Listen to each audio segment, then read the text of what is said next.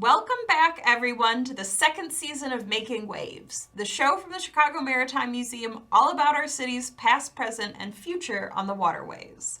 I'm Madeline Crispell, the museum's curator, and with me, as always, is Sari Breslin, the museum's education director.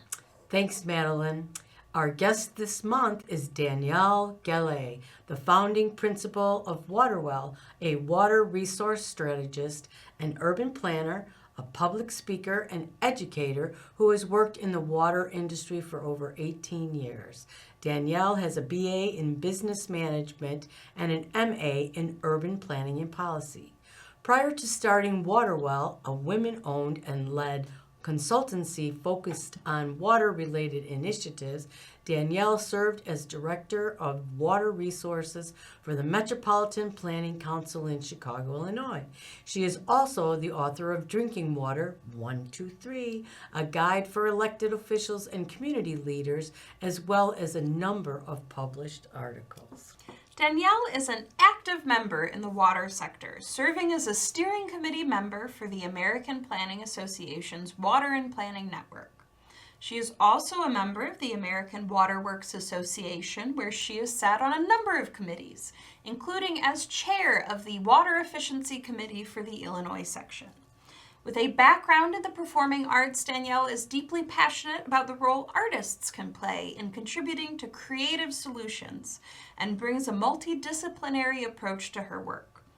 Her experience as a dancer, choreographer, and performance artist channel her passion for creating stories and experiences that help connect and heal people and the planet.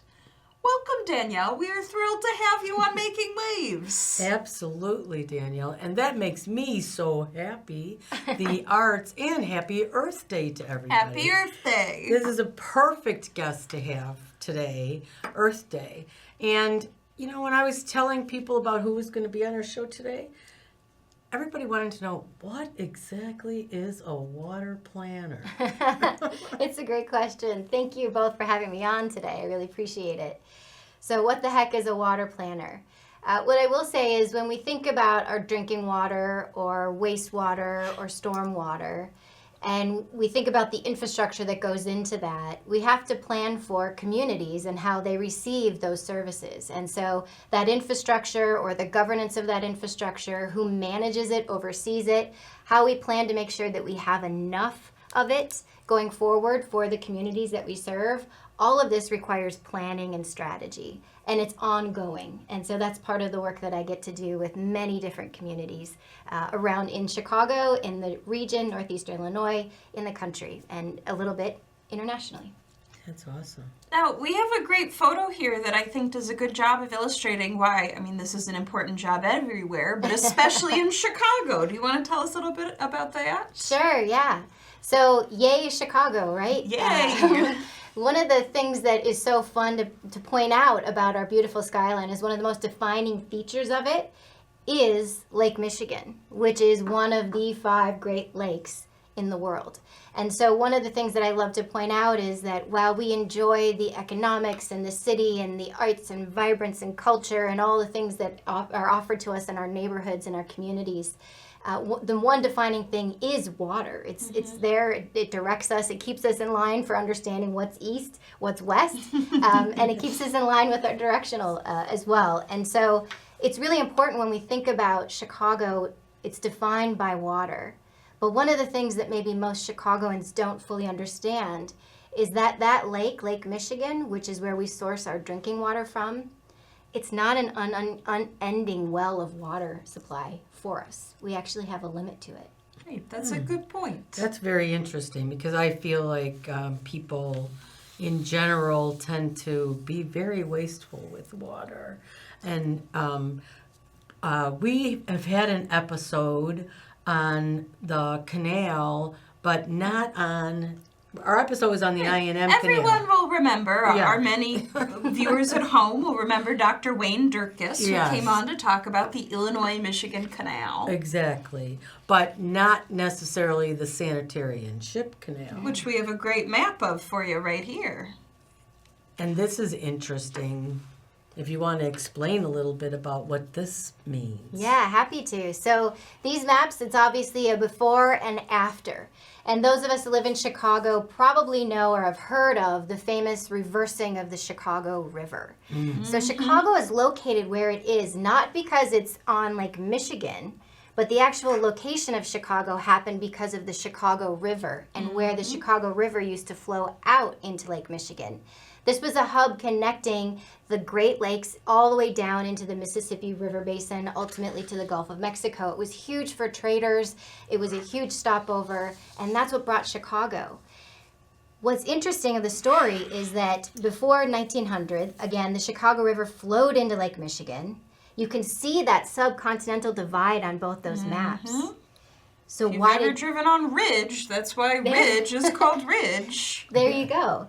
So back before 1900, we had all manner of garbage going into the Chicago River. The river was our basically sewer, open sewer, whether it was the stockyards or human waste or really bad storms, all of that was pushed into the river and then it would go out into Lake Michigan. But that's also Lake Michigan where we get our water. And so our drinking water was getting all mucked up such that we were experiencing terrible breakouts of typhoid and cholera throughout the city. So back in the day, water engineers didn't have the ability and the technology to be able to treat wastewater to drinking water standards. So the only reason that they came up with it is that we're going to use gravity flow and let's reverse the river. And that's why the Chicago River was reversed, and it goes down and out, now flows westward to the Des Plaines, the Illinois, ultimately to Mississippi River and the Gulf of Mexico.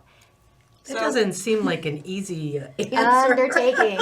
No. Not at all. It's viewed as one of the that century's biggest engineering feats that ever happened. Well, occurred. and I don't know if I'm St. Louis. Do I want all of Chicago's sewer water heading down to me? And they didn't. And it was a whole thing because Chicago and the engineers quickly opened up that last dam because once the flow reversed, there was really no stopping it. So any federal injunction, it was too late by I heard Pony they did Express. it at nighttime too. They did.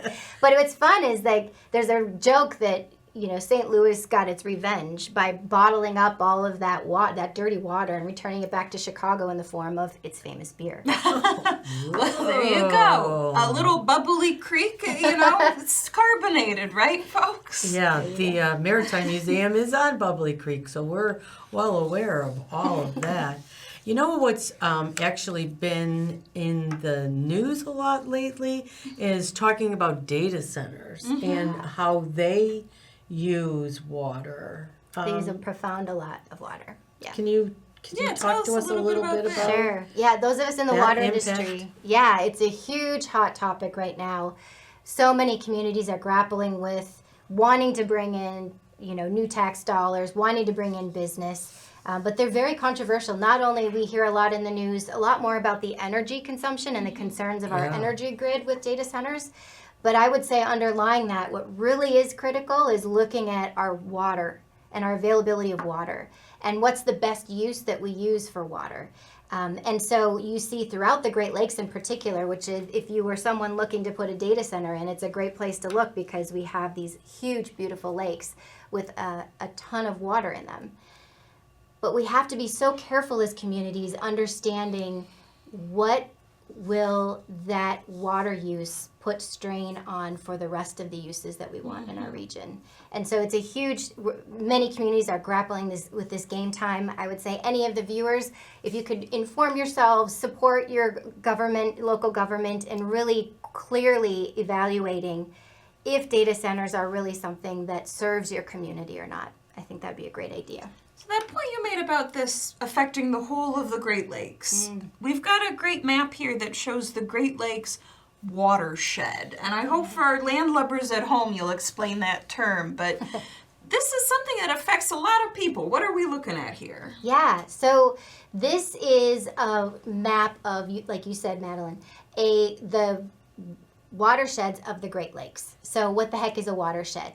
If you look, you have the 5 Great Lakes featured here, and then all the coloring in the map around it, whether it's the greens, the mustard, yellow, blues, all of that is what's considered watershed to the Great Lakes. That means all of that land area, all of that land, any water that falls on it drains down ultimately into the Great Lakes.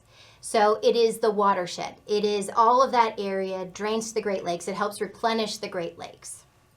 Now, when we were first talking about the Chicago skyline, and I was hinting at that we don't actually have an unlimited amount of water. In that map, if you noticed, on Lake Michigan, Right. where Chicago's not colored in at all.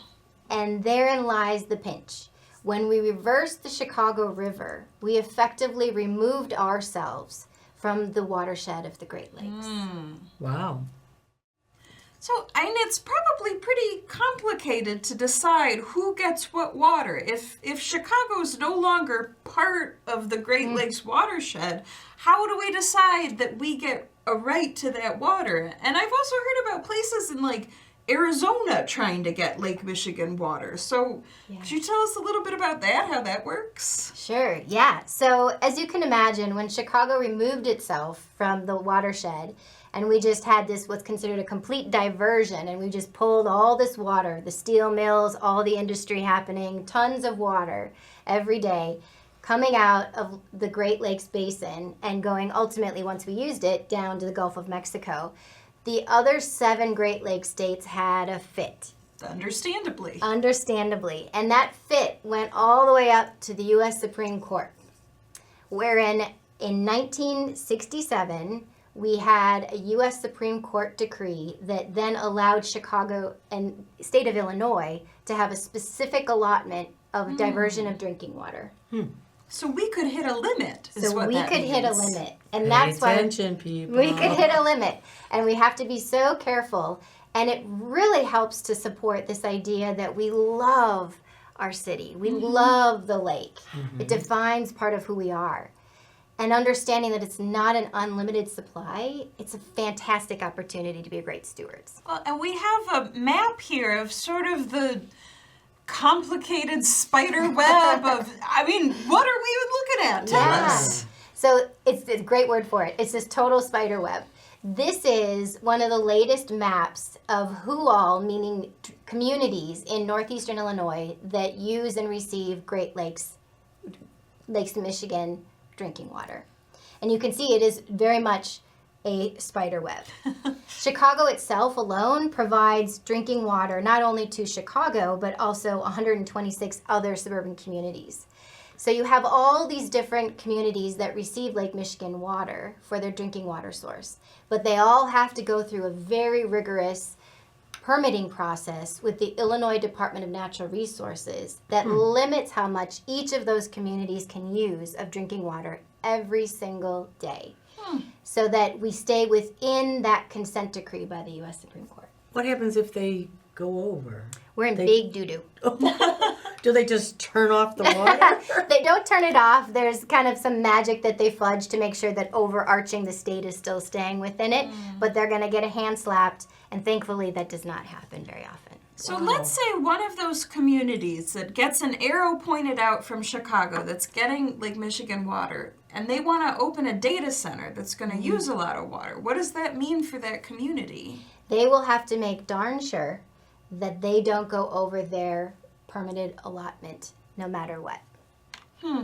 Interesting. So if they're using all the water for the data center, there may be other things they would not be able to use it for. Exactly. So thinking about, again, that tough question of what is the best use of the available drinking water supply? I might argue that it's for people. I do like to drink water. Yeah, I think a lot of people are with you there. Madeline, I just wanted to also, I didn't mention to it, but this whole idea that is Arizona going to get a cut of the Great Lakes?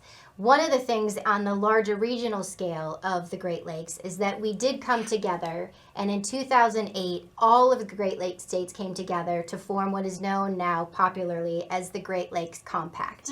And this compact is legally binding. It's ratified by the federal government to disallow any sort of diversion out of that Great Lake watershed map that we saw earlier. Now, what's interesting is Illinois signed on to the compact, but they're null and void for the diversion. Right.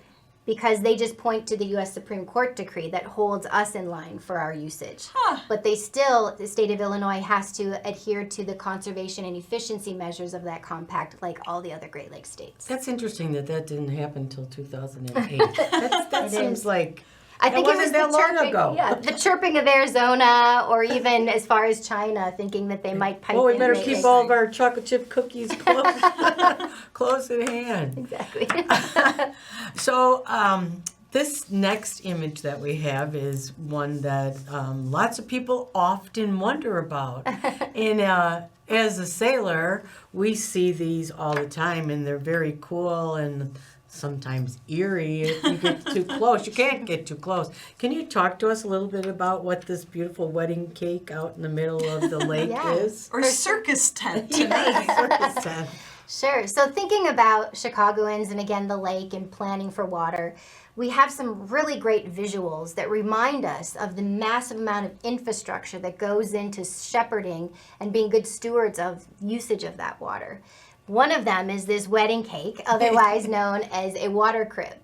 So Chicago technically has 6 of them. So if you've ever looked out on the skyline, you're like, what are those little crib structures out in the lake?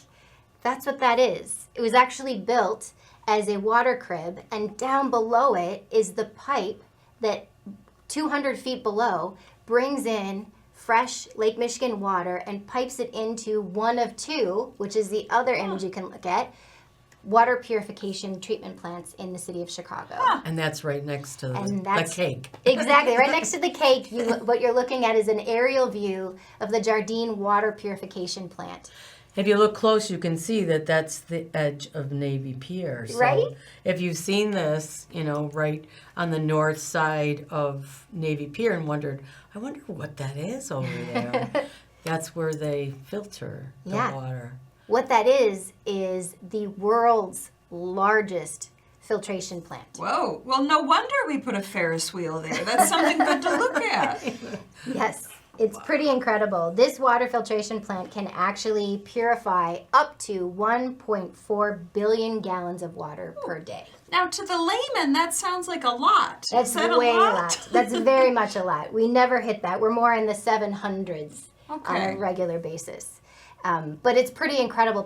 Water managers from around the world come to see this marvel that was built in the 1960s and has been operational since then. But it's right just north of you on Navy Pier, indiscreet, on purpose, heavily guarded, on purpose. Yeah, I remember after 9/11, you couldn't get anywhere near those cribs. Right, to our water supply. Yeah, Makes because sense. that would have been a really easy thing to attack, I would think. Yep, Wow. heavily guarded. Well, Very good reason. I appreciate the point you make. A lot of this stuff is kind of hidden in plain view, right? Anytime you look out over Lake Michigan, you are seeing the infrastructure that turns that water into what you get when you turn your tap on in the morning. But because we're used to seeing it so often, sometimes maybe we overlook it, or maybe we miss the the connection to our daily lives. And you've brought another great example of that I love. If you've ever had a sandwich on the south side of the Art Institute, you have seen one of my favorite fountains in the city, and that's what we're looking at right now. Danielle, what are we seeing? Yeah, so this is known, and it's a great secret, y'all. You should check it out. South Garden at the Art Institute.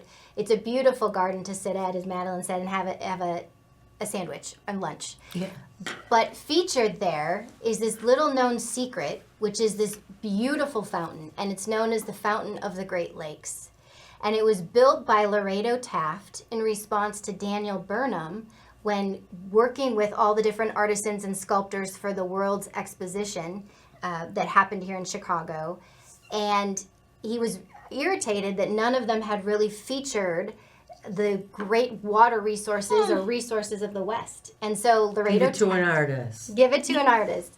And so what we have is this beautiful fountain that depicts the 5 Great Lakes. So each woman in that fountain is meant to be one of the Great Lakes. Absolutely. And it starts at the top with Lake Superior, right? The largest by volume, innermost of the lakes, pouring it down into Lake Michigan, which then goes into Huron, goes into Erie, ultimately to Ontario. And you can see Ontario featured with her wistfully looking out into what would be the Atlantic Ocean. So the water that the figures in the sculpture are pouring, it corresponds with the way the water actually moves through the Great Lakes. That's exactly it. Huh.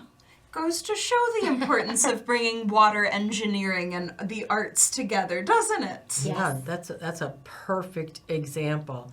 And we love Laredo Taft We as do. well at Head the of sculpture museum. for the Chicago World's Fair and a great supporter of James Bolivar Needham, who was the Black Chicago Impressionist who worked as a deckhand and painted beautiful impressionistic views of the Chicago River, which I think is a point that is important to make. You know, it's not just the engineers who are going to solve these problems for us. We need everybody to come together. It's the artists who help remind us of the human importance of these waterways. Wouldn't you say, as an artist yourself? Absolutely, I couldn't agree more. And one of the wonderful things of an example of Chicago really turning a corner with that is the lake walk, right? And the river walk. Yeah. And the idea that people want to be near water. Mm-hmm. They want to be in water. They want to consume water. They want to hang out by it. And as more and more people were craving that, we started to see the pressure and the governance and the resources then brought about to help clean up and continue to clean up our river systems and make sure our lakes stay great. I love the fact that you keep using the word governance. And we're so happy that you exist to take care. Can you give, all of our wonderful viewers Our out there, legions of fans. legions of fans, some great takeaways of what to do so that they can be taking care of And this? if you got fired up by this episode, how do you enact some of these things we've talked about in your own life? Yeah. So I would say personally, go and enjoy the water. Go down to it and enjoy it.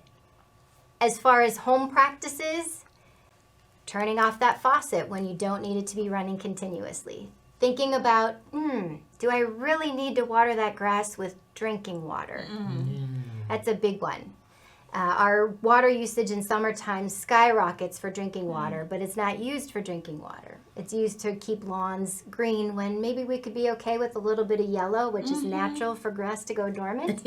I realize that may be a very controversial concept coming up, but it is one idea that we can really think about as far as our own consumption of it. And when we hear about the investments in water infrastructure, oftentimes we think, my water rates are going to surge. I would ask, compare it to a cost of coffee that you pay for these days. And remember that this infrastructure exists so that we turn on a tap and it's there for us safe every day, 24/7. And just appreciating that and remembering that going forward will go a long way.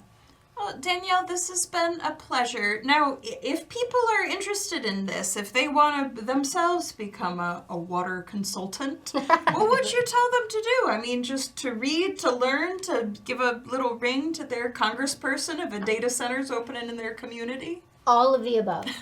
All of the above. I would say start paying attention. There's so many phenomenal books out there, phenomenal podcasts, information. If you're hearing about data centers, if you're hearing about lead service lines, if you're hearing about PFAS or forever chemicals, if you're hearing about water pipes bursting because we haven't replaced them in way too long, all of that goes into making really good decisions to keep everyone safe and healthy and a thriving ecosystem. So call up your elected officials, make those personal decisions in your daily habits to change it up, and then just also just celebrate and should I say, be grateful and enjoy this precious resource because we've been given such a rich opportunity. And if people want to go to your website, your Oh, beautiful website. If somebody out here runs a small Illinois community and they're in need of city planning for their water resources. Absolutely. So the company is called Waterwell, and the website is www.bbewaterwell.com. Okay. Well, Danielle, thank you so much. Now, of course, if what this conversation did was reignite your interest in the history of our waterways, it is a great year for that to happen because it is the 10th anniversary of the Chicago Maritime Museum on Bubbly Creek this summer. We have a summer's worth of fun activities for you.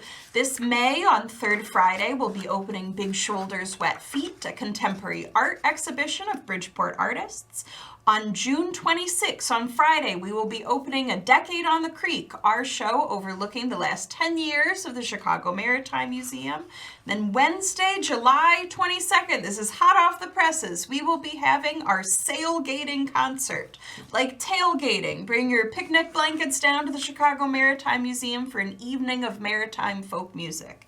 And of course, you can always find us at the Bridgeport Arts Center Tuesday through Sunday, 10 to 4, and at chicagomaritimmuseum.org. Thank you so much, Danielle. Thank you for having Danielle. me. And please take care of our water. Thank you.